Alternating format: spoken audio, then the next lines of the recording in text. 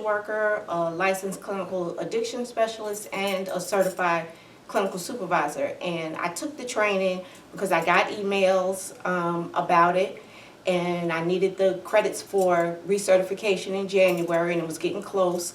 So at the last minute, I sent in my registration and I came to the training, and I was expecting for it to be just like any other training that I had taken previously, just the basics, but it far exceeded my expectations. It was great, the presenters were great, the interaction with the other people in the room was great. Breakfast and lunch were provided both days, and that was outstanding. It was good food both days. It challenged me to think about things that I hadn't thought about in clinical supervision. They do a lot of other trainings that I'm just learning about, so it's definitely an agency that I would use for training in the future.